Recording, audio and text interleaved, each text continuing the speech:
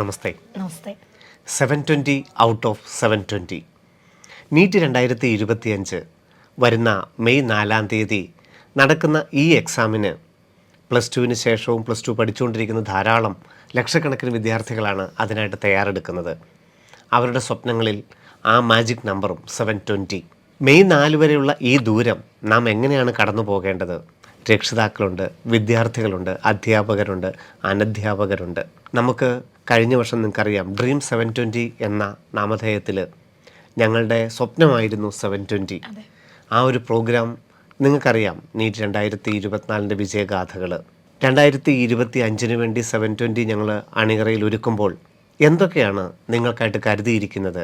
നമുക്ക് ടീച്ചറോട് ചോദിച്ചറിയാം. ആരാണ് ടീച്ചർ? തീർച്ചയായിട്ടും കഴിഞ്ഞ വർഷം നമ്മൾ ഈ ഒരു ടേബിളിൽ ഡ്രീം 720 ഇന്നതൊരു റിയാലിറ്റി ആയി കഴിഞ്ഞിരിക്കുന്നു. 2025 മെയ് 4 നാം വിദ്യാർത്ഥികൾക്കും രക്ഷിതാക്കൾക്കുമായിട്ട് എന്തൊക്കെയാണ് കരുതി വച്ചിരിക്കുന്നത്? എന്താണ് നാം ഈ ഒരു പ്രോഗ്രാം കൊണ്ട് ഉദ്ദേശിക്കുന്നത്? നമുക്ക് എൻട്രൻസ് എന്ന് പറയുന്ന ഒരാഗ്രഹം മനസ്സിൽ ഉദിക്കുമ്പോൾ തൊട്ട് ഡോക്ടറാകണം അല്ലെങ്കിൽ എൻജിനീയർ ആകണം, മറ്റൊരു പൊസിഷൻ നമ്മൾ ആഗ്രഹിക്കുമ്പോൾ തൊട്ട് നമ്മുടെ മനസ്സിൽ ഒരുപാട് ക്വസ്റ്റ്യനുകളാണ്. അത് പരീക്ഷയെ സംബന്ധിച്ചുള്ള ക്വസ്റ്റ്യനുകൾ, ക്ലാസ്സുകളെ സംബന്ധിച്ചുള്ള ക്വസ്റ്റ്യനുകൾ, അതിലപ്പുറം ഓരോ പരീക്ഷയും എഴുതുമ്പോൾ എന്തൊക്കെയാണ് ശ്രദ്ധിക്കേണ്ടത്. അങ്ങനെ എനിക്ക് തോന്നുന്നു ഈ ഒരു വർഷം മുഴുവൻ ഒരുപാട് ക്വസ്റ്റ്യനുകളിലൂടെ നമ്മൾ കടന്നു പോകുന്ന ഒരു സമയമാണ്. രക്ഷിതാക്കളും അതുപോലെ തന്നെ വിദ്യാർത്ഥികളും കേട്ടുകൊണ്ടിരിക്കുന്ന എല്ലാവരും ഒരുപക്ഷെ ഈ വർഷം പ്രിപ്പയർ ചെയ്യുന്നില്ലെങ്കിൽ കൂടി വരും വർഷങ്ങളിലേക്കും ഇനി എന്താണ് ചെയ്യേണ്ടതെന്ന് ആലോചിക്കുന്ന ഒരുപാട് ആൾക്കാർ ഉണ്ട്. അപ്പോൾ സാർ പറഞ്ഞതുപോലെ കഴിഞ്ഞ പ്രാവശ്യം നമ്മൾ ഡ്രീം 720 വന്നപ്പോൾ ഞങ്ങളുടെ വ്യൂവേഴ്സ് മുഴുവൻ ഞങ്ങളോട് ഓരോ വിക്ടറി ഡേക്ക് അവർ വന്നിട്ട് പറഞ്ഞത്, നമ്മൾ പറഞ്ഞ ഓരോ കാര്യങ്ങളും അവർ എത്രത്തോളം ഇംപ്ലിമെൻറ്റ് ചെയ്തു, അവർക്ക് എങ്ങനെയാണ് അതിലേക്ക് എത്തിച്ചേരാൻ അതിൻ്റെ ഒരു നല്ല പങ്കും വഹിക്കാൻ കഴിഞ്ഞു എന്ന് പലരും പറയുകയുണ്ടായി. അപ്പോൾ അതിൻ്റെ ഒരു ആത്മധൈര്യത്തിൽ തന്നെയാണ്, അതിൻ്റെ ഒരു കോൺഫിഡൻസും അതിൻ്റെയൊക്കെ ഒരു ഫലമായിട്ടാണ് ഞങ്ങൾ വീണ്ടും ഈ വർഷവും 720 ഔട്ട് ഓഫ് 720 എന്ന് പറയുന്ന ഈ പ്രോഗ്രാമിന് ഇന്ന് നമ്മൾ തുടക്കം കുറിക്കുന്നത്. ഒരുപക്ഷെ നിങ്ങളുടെ എല്ലാ സംശയങ്ങൾക്കും നിങ്ങൾ ക്ലാസ്സിൽ അറ്റൻഡ് ചെയ്യുന്ന ടോപ്പിക്കുകൾ തുടങ്ങി എങ്ങനെ പഠിക്കണം, എന്ത് പഠിക്കണം, എങ്ങനെ എഴുതണം, അങ്ങനെ നിങ്ങളുടെ പരീക്ഷയുമായി ബന്ധപ്പെട്ട് നിങ്ങൾ ഫേസ് ചെയ്യാൻ പോകുന്ന എല്ലാ ക്വസ്റ്റ്യനുകൾക്കും അതിനുള്ള ഉത്തരം തരണം എന്ന് തന്നെയാണ് ഈ വർഷവും ഞങ്ങളുടെ ആഗ്രഹം. അതിനായിട്ടുള്ള തയ്യാറെടുപ്പുകൾ നിങ്ങളിലേക്ക് കൃത്യമായി എത്തിക്കാനാണ് ഞാനും ശിവൻ സാറും 720 ഔട്ട് ഓഫ് 720 നിങ്ങളിലേക്ക് എത്തുന്നത്. തീർച്ചയായിട്ടും. കാരണം നമുക്കറിയാം മെഡിക്കൽ പ്രൊഫഷണൽ മേഖലയിലേക്ക് കടന്നു ചെല്ലണമെങ്കിൽ നീറ്റ് 2025 ഏറ്റവും നല്ലൊരു മാർക്കോടുകൂടി നമ്മൾ ക്വാളിഫൈ ചെയ്യേണ്ടതായിട്ടുണ്ട്. നമുക്കറിയാം NCERT ഏതാണ്ട് 83 ചാപ്റ്ററുകളായിരിക്കും വരാൻ പോകുന്ന സാധ്യത. ഓഫ്ലൈനായിട്ട് തന്നെ നടക്കാനുള്ള സാധ്യതകളാണ് നമുക്ക് മുമ്പിലുള്ളത്. NCERTയിൽ നിന്ന് തന്നെ നമുക്ക് ആരംഭിക്കാമെന്ന് എനിക്ക് തോന്നുന്നു. കാരണം ഇപ്പോൾ അധ്യയനം ആരംഭിച്ചിട്ട് ഇപ്പോൾ ജൂൺ മുതലുള്ള ക്ലാസ്സുകളാണെന്നുണ്ടെങ്കിൽ ഏതാണ്ട് 3 മാസം പിന്നിടുന്നു. ഏതാണ്ടൊരു 10-12 ചാപ്റ്ററുകൾ പൂർണ്ണമായിട്ടും പൂർത്തിയാക്കാൻ നമ്മുടെ വിദ്യാർത്ഥികൾക്ക് കഴിഞ്ഞിട്ടുണ്ട്. ഓണത്തിൻ്റെ വെക്കേഷനായിട്ട് അവരെല്ലാം തിരിച്ച് വീട്ടിലോട്ടൊക്കെ പോകാനായിട്ട് തയ്യാറെടുക്കുകയും ചെയ്യുന്നു. ടീച്ചർ കൃത്യമായിട്ട് ഓണം വെക്കേഷൻ്റെ ഒരു ടൈം ടേബിൾ തയ്യാറാക്കേണ്ടതിനെക്കുറിച്ച് ഓൾറെഡി ഒരു വീഡിയോ നമ്മൾ ചെയ്ത് കഴിഞ്ഞിട്ടുമുണ്ട്. എങ്കിലും ഈ ഓണം വരെയുള്ള ഒരു പഠനം, ഈ NCERTയുടെ അധിഷ്ഠിതമായ പഠനത്തിനെ അവർക്ക് യഥാർത്ഥത്തിൽ വിലയിരുത്തേണ്ട ഒരു സമയമായോ? അതായത് അവരുടെ പഠനം, ക്ലാസ്സിൽ നിന്ന് കിട്ടുന്നത്, പരീക്ഷകൾ, യഥാർത്ഥത്തിൽ ഈ ഓണം വരെയുള്ള ഒരു സമയത്തെ അവരെങ്ങനെയൊക്കെ നോക്കിക്കാണണം? ആദ്യമായിട്ട് ഈ ഒരു സമയം തികച്ചും അവർ പുസ്തകത്തിലൂടെ കടന്നുപോയി കോൺസെപ്റ്റിനെ ഉറപ്പിക്കുവാനുള്ള സമയം തന്നെയാണ്. പല കുട്ടികളും എനിക്ക് തോന്നുന്നു എല്ലാവരും പരീക്ഷ എഴുതാനും പരീക്ഷയിൽ എത്ര മാർക്ക് കിട്ടുന്നു എന്നറിയാനും അവർക്ക് എല്ലാവർക്കും താല്പര്യമുണ്ട്. ഒരുപക്ഷെ അവർ വിചാരിക്കുന്നത് ഈ ഒരു പരീക്ഷയുടെ മാർക്ക് എൻ്റെ ഒരു ഫൈനൽ എക്സാമിന് അതെങ്ങനെ പ്രതിഫലിക്കും എന്നാലോചിക്കുന്ന വിദ്യാർത്ഥികളും രക്ഷിതാക്കളും ഒക്കെ തുടക്കം മുതൽ തന്നെ ഉണ്ട്. പക്ഷേ എങ്കിലും അപ്രോച്ച് ചെയ്യുന്ന എല്ലാ കുട്ടികളോടും ഞങ്ങൾ പറയാറുള്ള ഒരു കാര്യം, പരീക്ഷ മോഡൽ എക്സാം തുടങ്ങിക്കഴിയുമ്പോൾ നമ്മൾ അതിലേക്കൊക്കെ വരും. പക്ഷേ ഈ ഒരു സമയം നമുക്ക് അറിഞ്ഞുകൂടാത്ത കാര്യങ്ങൾ കൃത്യമായിട്ട് പഠിക്കാനുള്ളൊരു സമയമാണ്. അത് ഫിസിക്സ് ആയാലും കെമിസ്ട്രി ആയാലും ബോട്ടണി ആയാലും സുവോളജി ആയാലും കോൺസെപ്റ്റുകളിലൂടെ നിങ്ങൾ കടന്നുപോയി എങ്ങനെയാണ് ഒരു കോൺസെപ്റ്റ് മനസ്സിലാക്കി അതിൽ നിന്നൊരു ക്വസ്റ്റ്യനെ അറ്റൻഡ് ചെയ്യേണ്ടതെന്ന് പഠിക്കാനുള്ള സമയമാണ്. ഈ ഒരു പഠന സമയം എന്ന് പറയുന്നത് എല്ലാവർക്കും ഒരുപോലെ അല്ല. ചില കുട്ടികൾക്ക് ചിലപ്പോൾ നമ്മൾ പണ്ട് സ്കൂളിൽ പഠിച്ചപ്പോഴും ചില കാര്യങ്ങൾ നമുക്ക് വളരെ വേഗം പെട്ടെന്ന് കിട്ടും. ചില കാര്യങ്ങൾ കുറച്ച് സമയമെടുത്തേ കിട്ടുള്ളൂ. ചില കാര്യങ്ങൾക്ക് നമുക്കൊരു സപ്പോർട്ട് വേണം. ഇത് തന്നെയാണ് ഇവിടെയും നിങ്ങൾ ഫേസ് ചെയ്യുന്നത്. ചില ചാപ്റ്റേഴ്സ് നിങ്ങൾക്ക് ചിലപ്പോൾ സ്കൂളിൽ നല്ല ബേസ് ഉണ്ട്, അല്ലെങ്കിൽ സ്കൂളിൽ നന്നായിട്ട് പഠിപ്പിച്ച് വിട്ട ഒരു ചാപ്റ്റർ ഇവിടെയും കൂടി ഒന്ന് കിട്ടുമ്പോഴേക്കും ഡെഫിനറ്റ് ആയിട്ട് നിങ്ങൾക്ക് വളരെ വേഗം അത് ക്യാച്ച് ചെയ്ത് പോകാൻ പറ്റും. പക്ഷെ ചില ചാപ്റ്റേഴ്സ് നിങ്ങൾ തന്നെ ഓൾറെഡി അതൊരു ഡിഫിക്കൽട്ട് ആണെന്ന് സ്കൂളിൽ മാറ്റി വെച്ചിട്ടുള്ള ചാപ്റ്റേഴ്സ് ഉണ്ടാകാം, അല്ലെങ്കിൽ അങ്ങനെ ഒരു സബ്ജക്റ്റ് ഉണ്ടാകാം മേ ബി. അതൊക്കെ നമ്മൾ പഠിക്കുമ്പോൾ ആദ്യമായിട്ട് കേൾക്കുന്ന രീതിയിലാണ് നിങ്ങളത് കേൾക്കുന്നത്. ഇപ്പോൾ പല കുട്ടികളും ഈ പറയുന്ന പോലെ ഫൗണ്ടേഷനോ മറ്റു പ്രോഗ്രാമോ ഒന്നും അറ്റൻഡ് ചെയ്യാതെ വരുമ്പോൾ അവർക്കാണ് കുറച്ചുകൂടെ കൺസേൺ. അവർ ചോദിക്കുന്നത് എങ്ങനെയാണ് മിസ്സേ, ഞങ്ങൾ എങ്ങനെയാണ് ഇതിലേക്ക് വരേണ്ടതെന്നാണ്. അവരോട് എനിക്ക് ഒറ്റ കാര്യമേ പറയാനുള്ളൂ, നമ്മൾ ഒരു ചാപ്റ്റർ പഠിച്ചു തുടങ്ങുമ്പോൾ ഇതുവരെ കേട്ടിട്ടില്ലാത്ത ഒരു കാര്യം നമ്മൾ എങ്ങനെയാണ് പഠിച്ചു തുടങ്ങുന്നത്, അതേ രീതിയിൽ തന്നെ പഠിച്ചു തുടങ്ങുക. അത് ബയോളജി ആണെങ്കിൽ NCERT വായിക്കുമ്പോൾ എന്താണ് വായിച്ചതെന്ന് നിങ്ങൾ ഷോർട്ട് നോട്ട്സ് എഴുതി വയ്ക്കുക, ഹൈലൈറ്റർ കൊണ്ട് മാർക്ക് ചെയ്ത് വയ്ക്കുകയോ ടെക്സ്റ്റിൽ തന്നെ പേപ്പറുകൾ ഉപയോഗിച്ച് എഴുതി വയ്ക്കുകയോ, അതല്ല പ്രത്യേകം ഒരു നോട്ട്സ് അതിനുവേണ്ടി കീപ്പ് ചെയ്യുകയോ, എന്താണോ നിങ്ങളുടെ കംഫർട്ട്. ഈ ഒരു 10 വർഷം 12 വർഷം നിങ്ങൾ എന്താണോ ചെയ്തു വന്നത്, എങ്ങനെയാണോ ഒരു പുതിയ സബ്ജക്റ്റ് നമ്മൾ ഓരോ വർഷവും പുതിയ ചാപ്റ്ററുകൾ പഠിക്കും, അത് പഠിച്ചപ്പോൾ നിങ്ങൾ എന്ത് മാർഗമാണോ സ്വീകരിച്ചത് അതേ മാർഗം തന്നെ ഇവിടെയും സ്വീകരിക്കണം. കോമ്പറ്റേറ്റീവ് എക്സാമിനേഷന് വന്നതുകൊണ്ട് കോമ്പറ്റേറ്റീവ് രീതിയിൽ പഠിക്കേണ്ടി വരുമ്പോൾ തിയറി പഠിക്കേണ്ട എന്നോ, അല്ലെങ്കിൽ കോൺസെപ്റ്റ് അറിയാതെ ക്വസ്റ്റ്യൻ മാത്രം കാണാതെ പഠിച്ചത് കൊണ്ടോ, അല്ലെങ്കിൽ ക്വസ്റ്റ്യൻ പെട്ടെന്ന് ചെയ്തു പോകാം, ഇങ്ങനെയൊക്കെ ഒരുപാട് തെറ്റിദ്ധാരണകൾ കുട്ടികളുടെ ഇടയിലുണ്ട്. ഇതൊന്നും അല്ല ചെയ്യേണ്ടത്. ആദ്യത്തെ കുറച്ച് നാൾ നിങ്ങൾ തിയറികളിലൂടെ തന്നെ ആ കോൺസെപ്റ്റിലൂടെ തന്നെ കടന്നു പോകണം.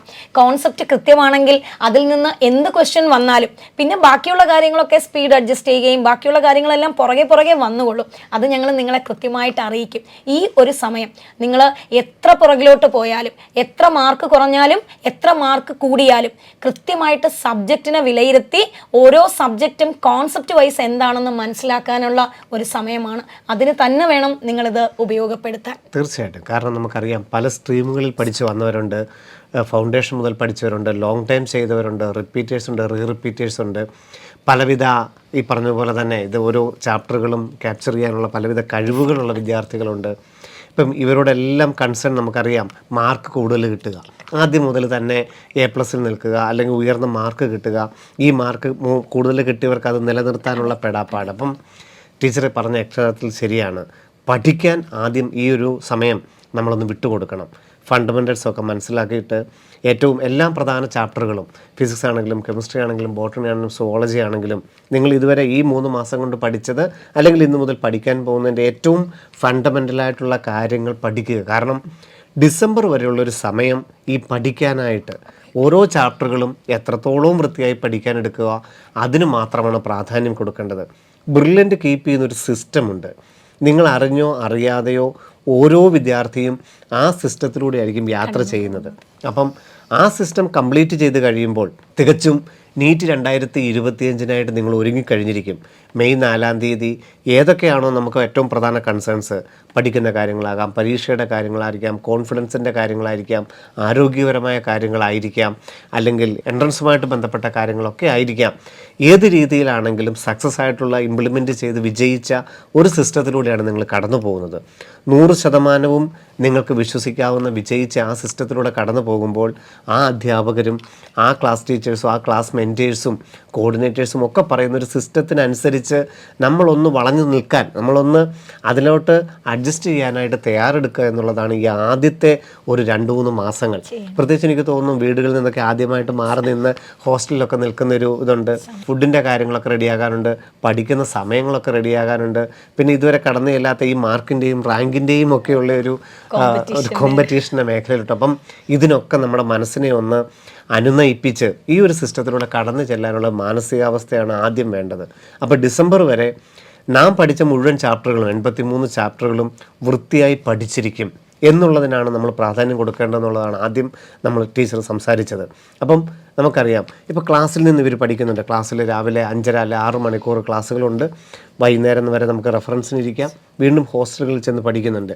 ക്ലാസ്സിൽ ശ്രദ്ധിക്കേണ്ടതും അത് കഴിഞ്ഞിട്ട് അത് അന്ന് തന്നെ പഠിക്കേണ്ടതും എല്ലാ ആഴ്ചയിലുമുള്ള എക്സാമിനൊക്കെ തയ്യാറെടുക്കേണ്ടത്. അപ്പം ഈ ഒരു സിസ്റ്റം, അതായത് ക്ലാസ്, റെഫറൻസ്, പരീക്ഷകൾ, ഈ ഒരു സിസ്റ്റത്തിലൂടെ എങ്ങനെയാണ് കുട്ടികൾ കടന്നു പോകേണ്ടത്? ക്ലാസ് ഏറ്റവും ആദ്യം പറയേണ്ട ഒരു കാര്യം, നിങ്ങൾ ഒരു അധ്യാപകൻ ക്ലാസ് എടുക്കുമ്പോൾ അത് അത്യാവശ്യം നന്നായിട്ട് ശ്രദ്ധിച്ച് മനസ്സിലാക്കുക.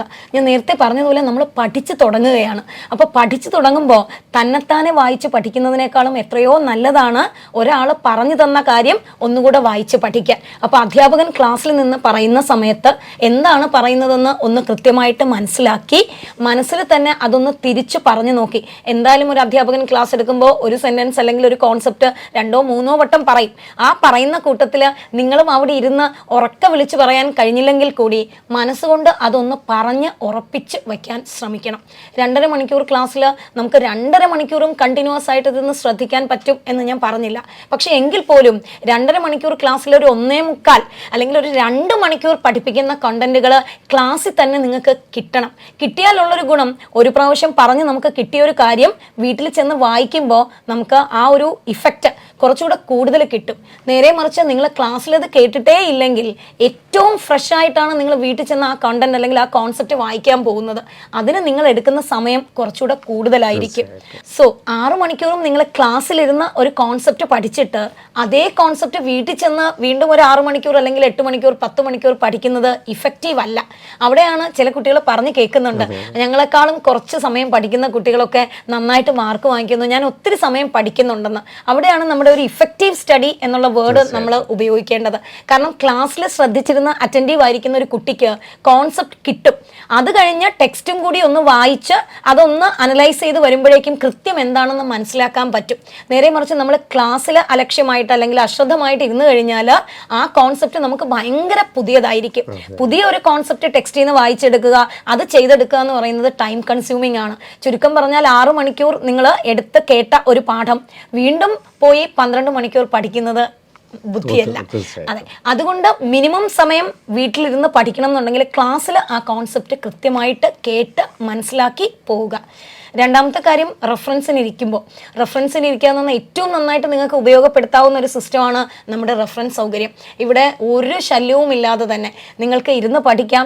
വീട്ടിലൊക്കെ പോകുമ്പോഴാണ് നമുക്ക് ഹോസ്റ്റലിൽ ചെല്ലുമ്പോൾ ബെഡ് കാണുമ്പോൾ ഒന്ന് കിടക്കാൻ തോന്നും. പ്രത്യേകിച്ച് ഈ പറഞ്ഞ പോലെ നമ്മൾ വന്നതേ ഉള്ളൂ വീട്ടിൽ നിന്നൊക്കെ. അപ്പോൾ ഈ സിസ്റ്റവുമായിട്ട് അഡ്ജസ്റ്റ് ചെയ്ത് വരുന്ന ഒരു സമയമാണ്. ഈ ഒരു സമയത്ത് വീട്ടിൽ പോകാതിരിക്കുന്ന തന്നെയായിരിക്കും നല്ലതെന്നാണ് പറയാനുള്ളത്. കാരണം വീട്ടിലെത്തുമ്പോൾ പലതരത്തിലുള്ള ഡിസ്ട്രാക്ഷൻസ് ആണ് നമുക്ക് വരുന്നത്. ഒന്ന് ബെഡ് കാണുമ്പോൾ കിടക്കാൻ തോന്നും, അല്ലെങ്കിൽ ഫ്രണ്ട്സിനെ കാണുമ്പോൾ സംസാരിക്കാൻ തോന്നും, കുറച്ച് സമയം നമുക്കൊന്ന് റെസ്റ്റ് എടുക്കാൻ തോന്നും. ഇതൊക്കെ അവോയ്ഡ് ചെയ്തുകൊണ്ട് ഒരു ക്ലാസ് ആംബിയൻസിൽ തന്നെ കൃത്യമായിട്ട് മെന്ററിന്റെ മേൽനോട്ടത്തിൽ റെഫറൻസ് ഹോളിൽ ഇരിക്കുക എന്ന് പറയുന്നത് സ്ട്രിക്റ്റ് ആയിട്ട് നിങ്ങൾക്ക് അത്രയും സമയവും യൂട്ടിലൈസ് ചെയ്യാൻ പറ്റും. അപ്പോൾ അത് നന്നായിട്ട് തന്നെ വിനിയോഗിക്കണം. ഇനി വീട്ടിൽ ചെന്നാൽ ഇപ്പോഴും പല കുട്ടികൾക്കും സംശയം, ഞാൻ പരീക്ഷയ്ക്ക് പഠിക്കണോ അന്നെന്നുള്ള ടോപ്പിക് പഠിക്കണോ എന്നുള്ളതാണ്. ഡെഫിനറ്റ് ആയിട്ടും അന്നെന്നുള്ള ടോപ്പിക്കുകൾ തന്നെ പഠിക്കണം. പരീക്ഷ എഴുതണ്ടെന്നോ അതിന് പ്രയോറിറ്റി ഇല്ല എന്നോ അല്ല, മറിച്ച് ഇപ്പോഴീ പറയുന്ന പോലെ തിയറിക്കാണ് ഇമ്പോർട്ടൻറ്റ്, കോൺസെപ്റ്റിനാണ് ഇമ്പോർട്ടൻസ്. അപ്പോൾ അതുകൊണ്ട് തന്നെ അന്നന്ന് പഠിക്കുന്ന പാഠങ്ങൾ അന്നന്ന് പഠിച്ച് ഉറപ്പിച്ച് വെച്ചാൽ ആ ആഴ്ച അല്ലെങ്കിൽ അടുത്ത ആഴ്ച ഇതേ സബ്ജക്റ്റിൻ്റെ അല്ലെങ്കിൽ ഇതേ ടോപ്പിക്കിൻ്റെ പരീക്ഷ വരും. അപ്പോൾ നിങ്ങൾക്ക് വലിയ ഡിഫിക്കൽറ്റി ഒന്നും ഇല്ലാതെ തന്നെ പരീക്ഷ എഴുതി നല്ല മാർക്ക് കിട്ടാൻ പറ്റും. അതുപോലെ തന്നെ ടീച്ചറെ, ഇപ്പം നമുക്കറിയാം ഈ ലേണിംഗ് ആപ്പ് ഏറ്റവും അധികം കഴിഞ്ഞ വർഷത്തെ അല്ലെങ്കിൽ മുൻ വർഷങ്ങളിലൊക്കെ വിദ്യാർത്ഥികൾക്ക് അവർക്ക് നല്ലൊരു സ്കോറിലോട്ട് എത്താൻ പറ്റുന്ന ഏറ്റവും പ്രധാന ഘടകവും നമ്മുടെ സ്റ്റഡി മെറ്റീരിയലും എക്സാം പാറ്റേണും ഈ ലേണിംഗ് ആപ്പ് എന്ന് പറയാം. ഈ ലേണിംഗ് ആപ്പ് ഉപയോഗിക്കേണ്ട ഒരു രീതി, അതുപോലെ തന്നെ ഡൗട്ട് ക്ലിയറൻസിന് ഉപയോഗിക്കേണ്ട ഒരു രീതി, അതൊക്കെ ഏത് രീതിയിലാണ് ഈ വിദ്യാർത്ഥികൾ ഉപയോഗിക്കേണ്ടത്? അത് ആദ്യം മുതൽ തന്നെ ഉപയോഗിച്ച് തുടങ്ങണോ, അതോ നമുക്ക് മോഡൽ എക്സാം ഒക്കെ ആകുമ്പോഴാണോ കൂടുതൽ നമ്മൾ ഇതിനൊക്കെ ആശ്രയിക്കേണ്ടത്? ഒരിക്കലും അല്ല സർ. കാരണം ഈ ലേണിംഗ് ആപ്പിൽ നമ്മൾ ഒരേ ചാപ്റ്റർ തന്നെ പല അധ്യാപകരുടെ പല രീതിയിലുള്ള ചാപ്റ്റർ നമ്മൾ വീഡിയോ ക്ലാസ്സുകളായിട്ട് ഇട്ടിട്ടുണ്ട്. ഈ പറയുന്ന പോലെ 3 മണിക്കൂർ അല്ലെങ്കിൽ 2.5 മണിക്കൂർ ഇരിക്കുന്ന ഒരു കുട്ടിക്ക് 2.5 മണിക്കൂറും ക്ലാസ്സിൽ ഒരുപോലെ അറ്റൻഷൻ കൊടുത്ത് ചിലപ്പം ശ്രദ്ധിക്കാൻ പറ്റിയെന്ന് വരില്ല. അങ്ങനെ എവിടെയെങ്കിലും ഒരു മിസ്സിങ് വന്നു പോയാൽ ചിലപ്പോൾ ചില ഇമ്പോർട്ടൻറ്റ് പോയിന്റ്സ് ഒക്കെ വരുമ്പോഴായിരിക്കും നമ്മൾ ഒന്ന് ഉറങ്ങിപ്പോവുകയോ അല്ലെങ്കിൽ ക്ഷീണം കാരണം ഒന്ന് വിട്ടുപോയി. ആ വിട്ടുപോകുന്ന ടോപ്പിക്കുകൾ അന്ന് തന്നെ പഠിച്ച് തീർക്കണമെങ്കിൽ അതിന് ഏറ്റവും നല്ല മാർഗം എന്ന് പറയുന്നത് ഈ ലേണിംഗ് ആപ്പിലെ വീഡിയോകളാണ്. നിങ്ങൾ വീട്ടിൽ പോയിരിക്കുമ്പോൾ ഒന്ന് വായിക്കുമ്പോൾ എനിക്ക് അവിടെ ഒരു കോൺസെപ്റ്റ് കിട്ടിയില്ല അല്ലെങ്കിൽ വിട്ടുപോയി എന്നുണ്ടെങ്കിൽ ആ വീഡിയോകൾ കണ്ട് ആ കോൺസെപ്റ്റ് കൃത്യമായിട്ട് പഠിച്ചു വയ്ക്കണം. അതിനാണ് നമ്മൾ പലതരത്തിലുള്ള ക്ലാസ്സുകൾ വീഡിയോ ക്ലാസ്സുകളായിട്ട് ലെക്ചർ വീഡിയോസ് ആയിട്ട് നമ്മൾ ഈ ലേണിംഗ് ആപ്പിൽ അപ്ലോഡ് ചെയ്തിരിക്കുന്നത്. സോ ഇത് നിങ്ങൾ എങ്ങനെയാണോ ടെക്സ്റ്റ് ഉപയോഗിക്കുന്നത് അതുപോലെ അതുപോലെ തന്നെ ശരിക്കും പറഞ്ഞാൽ ഫ്രം ദ ഡേ 1 തൊട്ട് ഉപയോഗിക്കേണ്ടതാണ്. എങ്കിൽ പോലും ഇനിയും അതിന് സമയമൊന്നും താമസിച്ചിട്ടില്ല. എവിടെയെങ്കിലുമൊക്കെ നിങ്ങൾക്കൊരു മിസ്സിംഗ് വന്നിട്ടുണ്ട്, ഏതെങ്കിലും ഒരു കോൺസെപ്റ്റ് വിട്ടുപോയിട്ടുണ്ട്, അല്ലെങ്കിൽ അത്രയും ക്ലാരിറ്റി ഇപ്പോഴും കിട്ടിയിട്ടില്ല എങ്കിൽ ഡെഫിനറ്റ് ആയിട്ടും നിങ്ങൾക്ക് ഇഷ്ടപ്പെടുന്ന, അതിനാണ് 2-3 പ്രൊഫസേഴ്സിന്റെ ക്ലാസ്സുകൾ ഒരേ ചാപ്റ്ററിന് അപ്ലോഡ് ചെയ്തിരിക്കുന്നത്. അപ്പം നിങ്ങൾക്ക് ഏത് ആംഗിളിൽ അത് പഠിക്കണോ, ഏത് രീതിയിൽ അത് പഠിക്കണോ, ഏത് ലാംഗ്വേജിന്റെ പോലും വ്യത്യാസം അവിടെ ഉണ്ട്. അപ്പം നിങ്ങൾക്ക് കുറച്ചുകൂടെ കംഫർട്ടബിൾ ആയിട്ടുള്ള രീതിയിൽ ഏതാണോ ഇഷ്ടം അത് കണ്ട് പഠിച്ച് ഉറപ്പിക്കുക. പിന്നെ ഇ ലേണിംഗ് ആപ്പിൽ ഒരുപാട് ക്വസ്റ്റ്യൻസും ഉണ്ട്. നന്നായിട്ട് ഓൾറെഡി നമുക്ക് അറിയാമെന്നുള്ള ഒരു ചാപ്റ്റർ നമുക്ക് കുറച്ചുകൂടി ഒരു കോൺഫിഡൻസ് കിട്ടണം, നമ്പർ ഓഫ് ക്വസ്റ്റ്യൻസ് വേണമെന്നുണ്ടെങ്കിൽ ക്വസ്റ്റ്യൻസ് ചെയ്ത് നോക്കുന്നത് ഇമ്പോർട്ടൻസ് ഇപ്പം നമ്മൾ അല്ലാന്ന് പറയുന്നുണ്ടെങ്കിലും നിങ്ങൾക്ക് അത്യാവശ്യം ആ ചാപ്റ്റർ നല്ല കോൺഫിഡൻ്റ് ആണെങ്കിൽ ഇ ലേണിംഗ് ആപ്പിലെ ക്വസ്റ്റ്യൻസും ചെയ്ത് നോക്കാം. അതിൽ വേറെയും ഒരു ഗുണം സർ, അതിനകത്ത് നമ്മൾ ഡൗട്ട് ക്ലിയറൻസ് ഇട്ടിട്ടുണ്ട്. അപ്പോൾ ഓരോ ക്വസ്റ്റ്യനും ചെയ്യുമ്പോൾ എങ്ങനെയാണ് ചെയ്യേണ്ടതെന്ന്, പ്രത്യേകിച്ചും ഫിസിക്സ് കെമിസ്ട്രിയുടെ ഒക്കെ കാര്യത്തിൽ വീഡിയോ സൊല്യൂഷൻ ഉണ്ട്. അപ്പോൾ അവർക്കത് കൃത്യമായിട്ട് മനസ്സിലാക്കാൻ പറ്റും. ചുരുക്കത്തിൽ പറഞ്ഞാൽ എവിടെയെങ്കിലും ക്ലാസ്സിൽ ഒരു മിസ്സിംഗ് വന്നു പോയാൽ അതിനെ ഒന്ന് മറികടക്കുന്നതിന്, അല്ലെങ്കിൽ ഇപ്പോൾ 2 ദിവസം ഒന്ന് പനിയായി ക്ലാസ്സിൽ വരാൻ പറ്റിയില്ല, അപ്പോൾ ആ ചാപ്റ്റർ ഒരിക്കലും മിസ്സിംഗ് ആവാൻ പാടില്ല. കാരണം നമ്മുടെ സിസ്റ്റത്തിനനുസരിച്ച് പോകുമ്പോൾ ആ ഒഴുക്കിനനുസരിച്ച് നിങ്ങൾ ഞങ്ങളുടെ കൂടെ എത്തണം. അതിന് നിങ്ങൾക്ക് ഒരു മിസ്സിങ്ങും വരാതിരിക്കാനുള്ള എല്ലാ സംവിധാനങ്ങളും ഒരുക്കിയിട്ടാണ് ഞങ്ങൾ മുന്നോട്ട് പോകുന്നത്. അപ്പോൾ അതേ വഴിക്ക് നിങ്ങളും നടന്നു വരിക എന്നുള്ളതാണ് ഏറ്റവും ഇമ്പോർട്ടൻറ്റ്. അതുപോലെ തന്നെ ടീച്ചറെ, നമുക്കറിയാം ഇപ്പം പരീക്ഷയ്ക്കായിട്ട് ടീച്ചർ പറഞ്ഞു കഴിഞ്ഞു, പരീക്ഷയ്ക്കായിട്ട് പഠിക്കേണ്ട രീതി പറയുമ്പം ചില കുട്ടികൾ ബയോളജി കമ്പാരിറ്റീവ്ലി ചിലപ്പോൾ എളുപ്പമായിരിക്കാം. അപ്പം മൺഡേ ടു സാറ്റർഡേ ബയോളജി തന്നെ പഠിക്കുന്നു, NCERT വായിക്കുന്നു, ഫിസിക്സ് ടഫാണെന്നൊരു മിഥ്യാധാരണയുണ്ട്. അപ്പം അത് ഒന്നെങ്കിൽ അത് മാറ്റി വെക്കുന്നു, അല്ലെങ്കിൽ അതിന് വേണ്ടിയിട്ട് കൂടുതൽ സ്ട്രെസ് എടുക്കുന്നു, അല്ലെങ്കിൽ അത് ഒരു ദിവസം മുഴുവൻ ഇരുന്ന് പഠിക്കുന്നു. അപ്പം ഇതിൻ്റെ ഒരു സിസ്റ്റമാറ്റിക് സ്റ്റഡി അല്ലെങ്കിൽ ഒരു സ്റ്റഡി പ്ലാൻ എന്ന് പറയുമ്പം എല്ലാ സബ്ജക്റ്റും ഫിസിക്സ്, കെമിസ്ട്രി, ബോട്ടണി, സുവോളജി എല്ലാ ദിവസവും ഇതിലൂടെ ഒന്ന് കടന്നു പോകേണ്ടതല്ലേ? തീർച്ചയായിട്ടും സർ. കാരണം നമുക്ക് ഫിസിക്സ്, കെമിസ്ട്രി, ബോട്ടണി, സുവോളജി എല്ലാ സബ്ജക്റ്റിനും എല്ലാ ചാപ്റ്ററിനും ഒരേ പ്രയോറിറ്റീസ് ആണ്, ഒരേ മാർക്കുമാണ്, ഒരേ സ്കീമുമാണ്. ഒരെണ്ണത്തിന് 4 മാർക്കോ ഒരെണ്ണത്തിന് 2 മാർക്കോ അല്ല. അപ്പോൾ നിങ്ങൾ എളുപ്പമാണെന്ന് വിചാരിക്കുന്ന സബ്ജക്റ്റിനും നിങ്ങൾ ഏറ്റവും ടഫാണെന്ന് വിചാരിക്കുന്ന സബ്ജക്റ്റിനും ഒരേ മാർക്കാണ്. അപ്പോൾ എനിക്ക് തോന്നിയ മറ്റൊരു കാര്യം, ഈ വർഷം പല കുട്ടികളും വന്ന് പറഞ്ഞത് ബയോളജി നല്ല എളുപ്പമായതുകൊണ്ട് ഞാൻ ഫിസിക്സിന് ഒരുപാട് സമയം കൊടുത്താണ് പഠിക്കുന്നത്.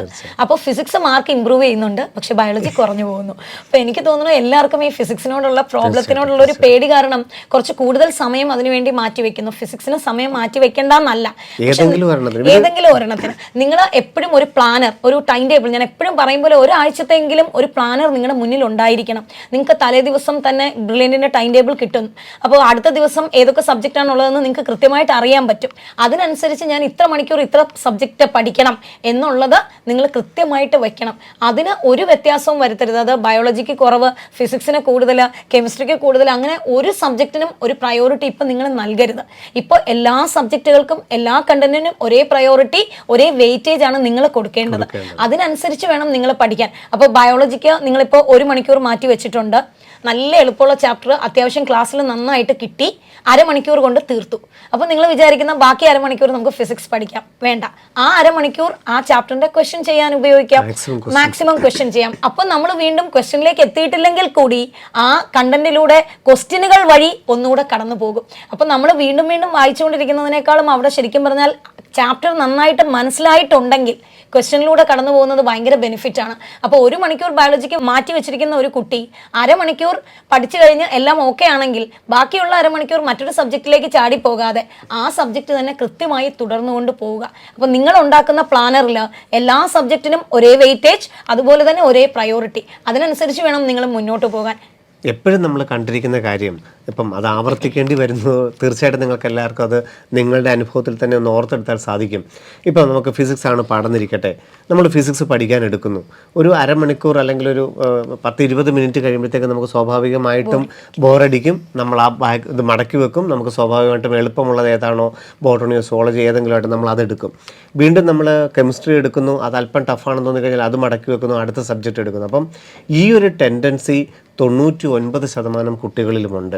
അതിനെയാണ് നമുക്ക് ആദ്യം മാറ്റേണ്ടത്. കാരണം നമ്മുടെ ഈ ഒരു യാത്രയിൽ ആദ്യം മാറ്റേണ്ടത് ടഫുള്ള സബ്ജക്റ്റിന് വേണ്ടിയിട്ട് നമ്മൾ കൂടുതൽ സമയമെടുക്കുക അല്ലെങ്കിൽ കുറവ് സമയമെടുക്കുക, അല്ലെങ്കിൽ ബയോളജിക്ക് വേണ്ടിയിട്ട് കൂടുതൽ എടുക്കുക, അല്ലെങ്കിൽ ബയോളജി എളുപ്പമാണെന്ന് വിചാരിച്ച് അവസാനത്തെ ഒരു ദിവസം മാത്രം പഠിച്ചാൽ മതി, അങ്ങനെയുമുണ്ട്. തിങ്കൾ മുതൽ ശനി വരെയുള്ള ദിവസങ്ങളിൽ ഫിസിക്സും കെമിസ്ട്രിയും തന്നെ പഠിക്കുന്നു. ബയോളജി എളുപ്പമാണല്ലോ എന്നൊരു ധാരണയുണ്ട്, അവസാനം ഞായറാഴ്ചകളിൽ മാത്രം അത് വായിച്ചാൽ മതി എന്ന് പറയുന്നത്. യഥാർത്ഥത്തിൽ ഇന്ന് വരെ നാം 720 എത്തണമെങ്കിൽ 720 എന്നുള്ളതിൻ്റെ മീനിങ് കൂടി പറഞ്ഞു പോകാം. 720 എന്ന് വെച്ചാൽ ഞങ്ങൾ അർത്ഥമാക്കുന്നത് ഒരു മനുഷ്യൻ്റെ കപ്പാസിറ്റിയുടെ, ഒരു വിദ്യാർത്ഥിക്ക് ഈ ഒരു അക്കാഡമിക് ഇയറിലൂടെ അദ്ദേഹത്തിന് എത്രത്തോളവും നന്നായി പഠിക്കാനും അയാളുടെ എല്ലാ കഴിവിനനുസരിച്ചുള്ള മാക്സിമത്തിലെത്തുക, അതാണ് അതിൽ നിന്ന് മീനിങ്. അപ്പം ആ ഒരു 720 നമ്മൾ എത്തണമെങ്കിൽ, ആ മാക്സിമത്തിലോട്ട് നമ്മൾ എത്തണമെങ്കിൽ ഈ ഒരു പാറ്റേണിലൂടെ തന്നെ ആദ്യം കടന്നു പോകാൻ ശ്രദ്ധിക്കണം. ഒന്നും മാറ്റിവെക്കുകയോ ഒന്നും കൂടുതൽ എടുക്കുകയോ ഒന്നും അല്ല ചെയ്യേണ്ടത്. കൃത്യമായൊരു ടൈം ടേബിൾ എന്ന് പറയുമ്പോൾ ഒരു ടൈം മാനേജ്മെൻറ്റിനായിരിക്കണം ഏറ്റവും അധികം പ്രാധാന്യം കൊടുക്കേണ്ടത്. എക്സാം അല്ലെങ്കിൽ മാർക്ക്, തീർച്ചയായിട്ടും കോൺഫിഡൻറ്റ് ലെവൽ എന്ന് പറയുന്നത് ബാക്കി എല്ലാത്തിനും അപ്പുറത്ത് നമുക്ക് മാർക്ക് കിട്ടുമ്പോൾ തന്നെയാണ്.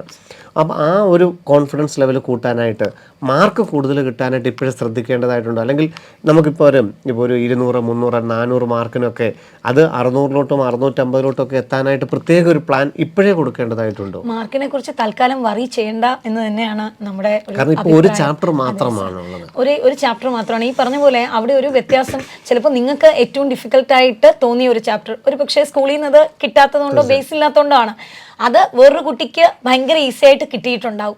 അവിടെ ഉണ്ടാകുന്ന ഈ ചെറിയ വേരിയേഷൻസ് മാർക്കിൽ വരുന്ന കാര്യങ്ങൾ തൽക്കാലം നിങ്ങൾ വറി ചെയ്യേണ്ട എന്ന് പറഞ്ഞ് മാർക്ക് താഴെ പോകാനോ അല്ലെങ്കിൽ കിട്ടുന്ന മാർക്ക് കൺസിസ്റ്റൻ്റ് ആയിട്ട് നിലനിർത്തണ്ടോ എന്നും അല്ല പറഞ്ഞത്. മറിച്ച് നിങ്ങൾ അതിന് വേണ്ടിയിട്ടുള്ള ശ്രമം, എനിക്ക് അത് തന്നെ കിട്ടണം, അല്ലെങ്കിൽ അത് കിട്ടിയില്ല എന്ന് പറഞ്ഞ് അയ്യോ എന്നെക്കൊണ്ട് പറ്റത്തില്ല, ഇതല്ല എൻ്റെ സ്ട്രീം എന്ന് പറഞ്ഞത് വിട്ടുമാറാനോ അയ്യോ ഞാൻ എന്തിനാ വന്ന് ജോയിൻ ചെയ്ത്, ഇങ്ങനെ അല്ല, ഇതൊന്നും ചിന്തിക്കേണ്ട സമയമായിട്ടില്ല. മാർക്ക് കൂടിയാൽ വളരെ നല്ലതാണ്, നിങ്ങൾ അത്യാവശ്യം കോൺസെപ്റ്റ് നന്നായിട്ട് മനസ്സിലാക്കിയിട്ടുണ്ട്, അതുകൊണ്ടാണ് മാർക്ക് കൂടിയതെന്ന് ചിന്തിക്കുക. മാർക്ക് കുറയുമ്പോൾ ഞാൻ ആ കോൺസെപ്റ്റിൽ ഞാൻ ഏറ്റവും ആദ്യം പറഞ്ഞതുപോലെ ഒരു പുതിയ സാധനം നമ്മൾ ആദ്യമായിട്ട് പഠിച്ചു തുടങ്ങുകയാണ്.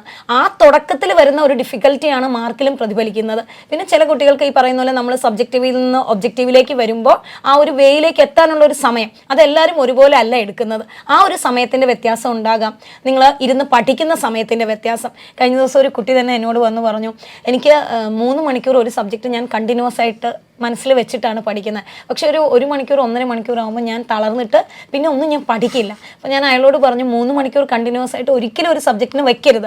അങ്ങനെ ഡിസ്ട്രാക്ഷൻ വന്നു പോകുന്നുണ്ടെങ്കിൽ നമുക്കൊരു 1.5 മണിക്കൂർ മാക്സിമം വെക്കും, അല്ലെങ്കിൽ 2 മണിക്കൂർ ഒരു സബ്ജക്റ്റ്. ഇനി 2 മണിക്കൂർ കഴിഞ്ഞ് ഒരു 10 മിനിറ്റ് നിങ്ങളൊന്ന് എണീറ്റ് നടക്കുകയോ ഒന്ന് വെള്ളം കുടിക്കുകയോ അല്ലെങ്കിൽ എന്തെങ്കിലുമൊക്കെ ഒരു ആക്ടിവിറ്റി ചെയ്തതിന് ശേഷം വീണ്ടും ഒന്ന് പഠിക്കുക. അപ്പോൾ ഈ ഒരു 10 മിനിറ്റ് ഇടയ്ക്ക് പോകുന്നത് നിങ്ങൾ ഇപ്പോൾ വലിയ കാര്യമാക്കണ്ട. കാരണം നമ്മൾ ഈ ഒരു 12 വർഷത്തെ നമ്മുടെ ഒരു ഷെഡ്യൂളുണ്ട്, ഒരു ഹാബിറ്റ് ഉണ്ട്, അതിൽ നിന്ന് മാറി നമ്മൾ ചിന്തിച്ച് തുടങ്ങുമ്പോഴുള്ള കുറച്ച് പ്രശ്നങ്ങളുണ്ട്. അത് ബോഡി, നമ്മുടെ സിസ്റ്റം മാനസികമായിട്ടും ശാരീരികമായിട്ടും അതിലേക്ക് വരാനെടുക്കുന്ന ഒരു സമയം നമ്മൾ കൊടുത്തേ പറ്റൂ. അതിൻ്റെ ഒരു വേരിയേഷൻസ് കൊണ്ട് മാത്രമാണ് ഇപ്പം മാർക്കൊക്കെ കുറഞ്ഞു പോകുന്നത്. അത് വലിയൊരു പ്രശ്നമായിട്ട് ഞാൻ ഇതിന് അപ്രോപ്രിയേറ്റ് അല്ല, ഞാനിങ്ങനെ എന്നെപ്പോലുള്ളൊരു കുട്ടിയല്ല എൻട്രൻസ് എഴുതേണ്ടത്, അതൊന്നും അല്ല തീരുമാനിക്കേണ്ടത്. ഈ സമയത്തെ മാർക്കുകളൊന്നും നിങ്ങൾ വലിയ കാര്യമായിട്ട് എടുക്കണ്ട. നിങ്ങളെക്കൊണ്ട് ചെയ്യാൻ പറ്റുന്നതിൻ്റെ മാക്സിമം നിങ്ങൾ ചെയ്യുക. മാർക്ക് ഡെഫിനറ്റായിട്ടും നിങ്ങൾ എത്രത്തോളം ഓരോ ചാപ്റ്ററിലും പെർഫെക്റ്റ് ആവുന്നോ അതിനനുസരിച്ച് ആ ചാപ്റ്ററിൻ്റെ മാർക്കുകൾ നിങ്ങൾക്ക് ഡെഫിനറ്റ് ആയിട്ടും കൂടിക്കൊണ്ടിരിക്കും. അപ്പം നമ്മൾ ഓരോ ചാപ്റ്ററിലും കുറവുകളെ അത് മറികടന്ന് അതിൽ ഏറ്റവും പെർഫെക്റ്റ് ആയിട്ട് മാറുക എന്നുള്ളതാണ് ഈ ഒരു സമയത്ത് നമ്മൾ ഏറ്റവും നന്നായിട്ട് ശ്രദ്ധിക്കേണ്ടത്. ബയോളജിയുടെ ഫാക്കൽറ്റി എന്നുള്ള നിലയിൽ NCERT പുസ്തകത്തിലൂടെ ആ പുസ്തകത്തിൻ്റെ ഒരു എല്ലാ പേജുകളിലൂടെയും പല ആവർത്തി കടന്നു പോകേണ്ടതിൻ്റെ ഒരു പ്രാധാന്യം, ഇപ്പോൾ ക്ലാസ് ശ്രദ്ധിക്കണം, പരീക്ഷകൾക്കായിട്ട് പഠിക്കണം, ക്വസ്റ്റ്യനുകൾ പഠിക്കണം. അതോടൊപ്പം തന്നെ ബയോളജിയുടെ NCERT, ബോട്ടണി സുവോളജിയുടെ NCERTയുടെ ആ ഓരോ പേജുകൾക്കും ഓരോ പാരഗ്രാഫിനും ഓരോ ലൈനുകൾക്കുമുള്ള പ്രാധാന്യം അതെന്താണ്? ശരിക്കും സർ ഞങ്ങൾ ക്ലാസ്സിൽ പറയുന്നത് തന്നെ ബൈൻഡ് ടു ബൈൻഡ് പഠിക്കണം എന്നാണ്. അപ്പോൾ ഫ്രണ്ട് ബൈൻഡും ബാക്ക് ബൈൻഡും ഒഴിച്ച് അതിനകത്ത് ഇൻട്രൊഡക്ഷനിൽ വരുന്ന സയൻറ്റിസ്റ്റിൻ്റെ പേര് ഉൾപ്പെടെ ഫിഗറുകളുടെ അടിയിൽ വരുന്ന ലൈൻ ഉൾപ്പെടെ ഓരോ ചാപ്റ്റർ പഠിക്കുമ്പോഴും കൃത്യമായിട്ട് line by line words by word പഠിച്ചു പോകണം എന്ന് തന്നെയാണ് ബയോളജി പറയാനുള്ളത്. അപ്പോൾ നിങ്ങളിപ്പോൾ വായിക്കുമ്പോഴും ഒരു ചാപ്റ്ററേ ഞാൻ പഠിച്ചുള്ളൂ, പക്ഷേ ആ പഠിക്കുന്ന ചാപ്റ്ററിൽ എന്താണ്, ഓരോ ലൈനും എന്താണ് മീൻ ചെയ്യുന്നതെന്ന് നിങ്ങൾ കൃത്യമായിട്ട് പഠിച്ച് തന്നെ പോകണം. ഒരു ചാപ്റ്റർ ചുമ്മാ പഠിച്ചു, രണ്ടാമത്തെ ചാപ്റ്റർ, മൂന്നാമത്തെ ചാപ്റ്റർ, എത്ര ചാപ്റ്റർ പഠിക്കുന്നു എന്നുള്ളതല്ല. ഒരു ചാപ്റ്റർ പഠിക്കുമ്പോൾ അതിനകത്തുള്ള കോൺസെപ്റ്റുകൾ നിങ്ങളുടെ മനസ്സിലേക്ക് എത്രത്തോളം എത്തി, അതിനാണ് ഇമ്പോർട്ടൻസ്. അതുകൊണ്ട് തന്നെ ഓരോ ലൈനും വായിക്കുമ്പോൾ അതിനകത്ത് എന്താണുള്ളത്, അതിനകത്ത് നിന്ന് എന്തൊക്കെ തരത്തിലെ ക്വസ്റ്റ്യൻ വരാം, അത് എത്ര ഡെപ്തിലേക്ക് പോകുന്നു എന്ന് വായിച്ച് നിങ്ങൾ തന്നെ ഒരു സെൽഫ് അനാലിസിസ് നടത്തി സ്വയം ചിന്തിച്ച് വേണം പഠിക്കാൻ. അതുകൊണ്ടാണ് തിയറി പഠിക്കൂ എന്ന് പറയുന്നത്. ഓരോ ലൈനിലും ഒരു മീനിങ് അല്ലെങ്കിൽ ഒരു കോൺസെപ്റ്റ്, ഇൻ ഡെപ്തിൽ പോകേണ്ട ഒരു ക്വസ്റ്റ്യൻ അതിനകത്ത് കാണും. ആ ക്വസ്റ്റ്യൻ എന്താണ്, ഒരു ലൈൻ വായിക്കുമ്പോൾ ഇതിൽ നിന്ന് ഇങ്ങനെ ക്വസ്റ്റ്യൻ ചോദിക്കാൻ പറ്റൂ, ഇതിൽ നിന്ന് ഈ ഒരു കോൺസെപ്റ്റേ വരൂ എന്ന് മനസ്സിലാക്കാനുള്ള ഒരു ബുദ്ധി നിങ്ങൾക്ക് കിട്ടണം. അത് കിട്ടുന്നത് നമ്മൾ ഈ NCERT-യിലൂടെ കടന്നുപോയി ഒരുപാട് പ്രാവശ്യം വായിച്ചു കഴിയുമ്പോൾ എനിക്ക് മനസ്സിലാവും, ഓക്കെ ഈ ലൈനിൽ നിന്ന് ഈ ഒരു ക്വസ്റ്റ്യനേ വരാനുള്ളൂ. അത് നിങ്ങളും സ്വായത്തമാക്കണം. അത് ഒരു ദിവസം രാവിലെ പെട്ടെന്ന് മറിച്ച് നോക്കിയാൽ കിട്ടുന്ന ഒരു കാര്യമല്ല, മറിച്ച് തുടക്കം പറഞ്ഞതുപോലെ തന്നെ ബൈൻഡ് ടു ബൈൻഡ് ആണ് വായിക്കേണ്ടത്. അതൊരു റഫ് റീഡിംഗ് അല്ല. ഓരോ സെന്റൻസും ഓരോ വാക്കുകളും എന്താണെന്ന് കൃത്യമായിട്ട് മനസ്സിലാക്കി അതിലൂടെയുള്ള ഒരു ആഴത്തിലുള്ള ഒരു ഇറങ്ങിപ്പോക്ക് തന്നെ നടത്തണം. അങ്ങനെ ഇറങ്ങിപ്പോയി നിങ്ങൾ ഓരോ കോൺസെപ്റ്റും വെച്ച് കഴിഞ്ഞാൽ ഏത് തരത്തിലുള്ള ക്വസ്റ്റ്യൻ വന്നാലും നിങ്ങൾക്ക് ഡെഫിനറ്റ് ആയിട്ടും എഴുതാൻ പറ്റും. ബയോളജിയുടെ കാര്യത്തിൽ ഒരു സംശയവും വേണ്ട. NCERT നിങ്ങൾക്ക് ധാരാളം, അതിൽ കൂടുതലാണ്, അതിൻ്റെ വെളിയിലൊന്നും ഒരു ക്വസ്റ്റ്യനും വരാനില്ല. അപ്പോൾ അതിലുള്ള ഓരോ സെൻറ്റൻസും കൃത്യമായിട്ട് മനസ്സിലാക്കി വെക്കുക. അത് ഇൻഡെപ്തിൽ ആ സെൻറ്റൻസ് എന്താണ് പറയുന്നതെന്ന് മനസ്സിലാക്കുക. അതാണ് ബയോളജിയുടെ കാര്യത്തിൽ ഏറ്റവും ഇമ്പോർട്ടൻ്റ് ആയിട്ട് ശ്രദ്ധിക്കേണ്ടത്. 2025 മെയ് 4 തീയതിയാണ് നീറ്റ് എക്സാം. അതിലോട്ടുള്ള യാത്രയിൽ നാം ഇനിയും ഒരുപാട് ദൂരങ്ങൾ താണ്ടേണ്ടതായിട്ടുണ്ട്. അപ്പം അതിൽ ഈ ആപ്ലിക്കേഷനുമായിട്ട് ബന്ധപ്പെട്ടുകളും റിസർവേഷനുമായിട്ട് ബന്ധപ്പെട്ടുകളും അതുപോലെ തന്നെ ഈ പരീക്ഷകളുടെ പ്രാധാന്യം, മോഡൽ എക്സാമുകളുടെ പ്രാധാന്യം, ഓഫ്ലൈനായിട്ട് പരീക്ഷ എഴുതേണ്ട പ്രാധാന്യം, കോൺഫിഡൻസിൻ്റെ പ്രാധാന്യം, ആരോഗ്യകരമായിട്ടിരിക്കേണ്ട കാര്യം, ഈവൻ ഉറക്കത്തിൻ്റെ കാര്യം പോലും നമ്മൾ ഈ വേദികളിൽ ചർച്ച ചെയ്യുന്നുണ്ട്. അതുകൊണ്ട് നീറ്റിനായിട്ട് ഒരുങ്ങുന്നവർ, അത് രക്ഷിതാക്കളാണെങ്കിലും വിദ്യാർത്ഥികളാണെങ്കിലും, നീറ്റ് 2025 ഏറ്റവും നല്ല ഒരു റിസൾട്ടിനായിട്ട് നമുക്ക് ഒരുമിച്ച് പോകാം. അതിനാണ് ഈ വേദി നമ്മൾ ഒരുക്കുന്നത്. ഇതിൽ നിങ്ങൾക്കുള്ള ഒരു ചോദ്യങ്ങൾ അല്ലെങ്കിൽ നിങ്ങൾക്കുള്ള കൺസേണുകൾ എന്താണോ അതും നിങ്ങൾ അഭിപ്രായപ്പെടുകയാണെങ്കിൽ നമുക്കറിയാവുന്ന രീതിയിൽ എന്തൊക്കെയാണ് നമ്മളുടെ സിസ്റ്റത്തിൽ കൂടുതലായിട്ട് ഉൾപ്പെടുത്തേണ്ടത് ആ രീതിയിൽ തന്നെ നമുക്ക് മുമ്പോട്ട് കൊണ്ടുപോകാം. അതോടൊപ്പം തന്നെ നമുക്ക് ഈ ഓണം അവധി വരുന്നു, തീർച്ചയായിട്ടും അതും എഫക്റ്റീവായിട്ട് ഉപയോഗിക്കേണ്ടതല്ലേ. കാരണം ഇപ്പം ഇങ്ങോട്ട് മാറി നിന്നവരൊക്കെ വീട്ടിലൊന്ന് പോകണം. കാരണം അടുത്ത ഡിസംബർ വെക്കേഷനൊക്കെ ആകുമ്പോഴത്തേക്കും നമ്മൾ ടോപ്പിക്കുകൾ തീർന്നു, ടൈറ്റ് ഷെഡ്യൂളാകും. അതുകൊണ്ട് ഒരു പക്ഷേ ആ സമയത്ത് നമുക്ക് വീട്ടിൽ പോകാൻ സമയം കിട്ടിക്കൊള്ളുന്നില്ല. കൂടുതൽ ബാക്ക്ലോഗ്സ് ഒക്കെ ഉണ്ടെങ്കിൽ നമുക്ക് ആ സമയത്ത് തീർക്കേണ്ടതായിട്ടുണ്ട്. പക്ഷേ ഈ ഒരു സമയം വീട്ടിൽ നിന്ന് ആദ്യമായിട്ട് മാറി നിൽക്കുന്നു, 2 മാസക്കാലം 3 മാസക്കാലമായിരിക്കുന്നു, ഒന്ന് പോയി ഒരു പുതിയ എനർജിയൊക്കെ ആയിട്ട് വരേണ്ടതാണ് അല്ലേ. അപ്പോൾ ഓണം വെക്കേഷനെ കുറിച്ച് ഞാൻ കഴിഞ്ഞ ഒരു വീഡിയോയിൽ പറഞ്ഞിട്ടുള്ളത് പോലെ നമ്മൾ ആദ്യമായിട്ട് കുറേ നാളുകൾക്ക് ശേഷം അമ്മയുടെ അച്ഛൻ്റെ അടുത്ത് നിന്നൊക്കെ മാറി നിന്നിട്ട് തിരിച്ച് ചെല്ലുന്നതാണ്. അപ്പം നമുക്ക് എന്തായാലും അവരോടൊപ്പം ഇരിക്കാൻ നമുക്ക് ഭയങ്കര സന്തോഷമാണ്, അവരോടൊപ്പം ഇരിക്കണം. അത് പക്ഷേ ആ ഒരു അവരോടൊപ്പം അല്ലെങ്കിൽ ഫ്രണ്ട്സിനോടൊപ്പം, ബന്ധുക്കളോടൊപ്പം, ആഘോഷങ്ങളോടൊപ്പം ഒക്കെ നമ്മൾ ചെലവിടുന്നത് ഒരു ദിവസം, മാക്സിമം ഒരു 2 ദിവസത്തേക്ക് ചുരുക്കുക. ബാക്കിയുള്ള സമയം മുഴുവൻ തന്നെ നിങ്ങൾ പഠിത്തത്തിന് വേണ്ടി മാറ്റി വെക്കുക. കഴിഞ്ഞ വർഷങ്ങളിൽ ഇതുപോലെ സാക്രിഫൈസ് ചെയ്തവരാണ് ഇന്ന് 720 വാങ്ങിച്ച് അവരുടെ ആഗ്രഹം ഒക്കെ സബലീകരിച്ച് ഇരിക്കുന്നത്. അപ്പോൾ നിങ്ങൾ ഒരു വർഷം നമ്മൾ കുറച്ചൊക്കെ ഒന്ന് സാക്രിഫൈസ് ചെയ്തേ പറ്റൂ. എന്ന് പറഞ്ഞ് വീട്ടുകാരെയും അല്ലെങ്കിൽ ബന്ധുക്കളെയും ഒന്നും കാണാതിരിക്കണമെന്നോ ആഘോഷങ്ങളിൽ പങ്കെടുക്കാതിരിക്കണമെന്നോ ഒന്നുമല്ല. എല്ലാത്തിനും ഇനിയൊരു സമയപരിധി, ഒരു ലിമിറ്റ് വയ്ക്കുക. ഫ്രണ്ടിനെ കാണാൻ പോയാൽ കൃത്യം വരുന്ന സമയം, പണ്ടൊക്കെ ആണെങ്കിൽ നമ്മൾ ചിലപ്പം പോയി ഇഷ്ടം അവിടെ സംസാരിച്ചു ഇവിടെ സംസാരിച്ചു കറങ്ങി നിന്ന് വൈകിട്ടായിരിക്കും. അപ്പോൾ ഇപ്പോൾ നമ്മൾ കാണാൻ പോകുമ്പോൾ ഒരു 15 മിനിറ്റ് അല്ലെങ്കിൽ അരമണിക്കൂർ ഞാൻ തിരിച്ചു വരും എന്ന് പറഞ്ഞാൽ ആ സമയപരിധി കൃത്യമായിട്ട് വയ്ക്കുക. എനിക്കൊന്ന് TV കണ്ടേ പറ്റൂ, സാരമില്ല ഒന്ന് കണ്ടോളൂ. പക്ഷേ TV കാണുമ്പോഴും ഞാനൊരു 15 മിനിറ്റ് എനിക്കൊരു റിലാക്സിങ്ങിന് വേണ്ടിയിട്ടാണ് ഞാൻ കാണുന്നതെന്ന് തിരിച്ചറിഞ്ഞ് ആ സമയപരിധിയിൽ തിരിച്ചു വരണം. അച്ഛൻ്റെ അമ്മയുടെ അടുത്ത് പോയി ഇച്ചിരി അടുക്കളയിൽ അമ്മയൊന്ന് കെട്ടിപ്പിടിച്ച് അമ്മയൊന്ന് സഹായിച്ച് അവിടെ നിന്നോളൂ, കുഴപ്പമില്ല. പക്ഷെ അവിടെയും ആ നിൽപ്പ് കണ്ടിന്യൂസ് ആയിട്ട് മണിക്കൂറുകൾ നീണ്ട് സംസാരിച്ച് നിൽക്കാൻ പാടില്ല. അപ്പോൾ ഏറ്റവും ഇമ്പോർട്ടൻ്റ് ആയിട്ടുള്ള കാര്യം ഒരു സമയപരിധി വെച്ച് എല്ലാ കാര്യങ്ങളും ആഘോഷിക്കുക, എല്ലാ കാര്യങ്ങളും ആസ്വദിക്കുക. അത് തന്നെയാണ് ഓണത്തിന് പറയാനുള്ളത്. സോ നിങ്ങൾ ഏറ്റവും സന്തോഷമായിട്ട് പോയി ആഘോഷിച്ച് ആസ്വദിച്ച് തിരിച്ചു വരൂ. പക്ഷെ ഞങ്ങൾ നേരത്തെ പറഞ്ഞ പോലെ തന്നെ ഒരു ലിമിറ്റിനുള്ളിൽ നിന്നുകൊണ്ട് നമ്മൾ വന്നിരിക്കുന്ന ഒരു ലക്ഷ്യം നമുക്കുണ്ട്. ആ ലക്ഷ്യം പൂർത്തീകരിക്കാൻ വേണ്ടി നമ്മൾ എന്തൊക്കെയാണോ സാക്രിഫൈസ് ചെയ്യേണ്ടത് അത് സാക്രിഫൈസ് ചെയ്യാൻ നമ്മളും, അതിനൊരു സപ്പോർട്ട് വീട്ടുകാരും കൊടുത്ത് ഒരു പേസിൽ തന്നെ നമുക്ക് പോകാം. അപ്പോൾ ഈ ഓണവും നമുക്ക് ഏറ്റവും നന്നായിട്ട് അടിച്ചു പൊളിച്ച് തന്നെ തിരിച്ചു വരാം. പക്ഷെ പറഞ്ഞ കാര്യങ്ങൾ എപ്പോഴും നിങ്ങളുടെ മനസ്സിലുണ്ടാകട്ടെ. ഇനി നിങ്ങളുടെ പരീക്ഷ വരെ ഞങ്ങൾ രണ്ടാളും നിങ്ങളോടൊപ്പം ഉണ്ടാകും. സാറ് പറഞ്ഞ പോലെ തന്നെ നിങ്ങളുടെ കൺസേൺസ്, നിങ്ങൾക്ക് എന്തൊക്കെയാണോ അറിയാനുള്ളത്, ഞങ്ങളെ കൊണ്ട് കഴിയുന്നത് പോലെ തന്നെ ഞങ്ങളത് നിങ്ങളോട് റെസ്പോണ്ട് ചെയ്യും. അപ്പോൾ കമൻസ് വഴി ഞങ്ങളെ അറിയിച്ചാൽ ഡെഫിനറ്റ് ആയിട്ടും ഞങ്ങളെ കൊണ്ട് പറ്റുന്ന രീതിയിൽ നിങ്ങളോടൊപ്പം ത്രൂ ഔട്ട് ദ ജേർണി നിൽക്കാൻ തന്നെയാണ് ഞങ്ങൾ ഈ വർഷവും നിങ്ങളോടൊപ്പം ചേർന്നിരിക്കുന്നത്. അപ്പോൾ നല്ലൊരു തുടക്കം ഞങ്ങളിത് 720 ഔട്ട് ഓഫ് 720ക്ക് ഇന്ന് നൽകുന്നു. ബൈ. Thank you. എൻട്രൻസ് സംബന്ധമായ വാർത്തകളും അപ്ഡേഷനുകളും ഏറ്റവും വേഗം ആധികാരികമായി അറിയാൻ ബ്രില്യൻറ്റ് സ്റ്റഡി സെന്റർ പാല യൂട്യൂബ് ചാനൽ സബ്സ്ക്രൈബ് ചെയ്യുക. ബെൽ ഐക്കൺ അമർത്തുക. ഈ വീഡിയോ മറ്റ് സുഹൃത്തുക്കളിലേക്കും ഷെയർ ചെയ്ത് നൽകുക.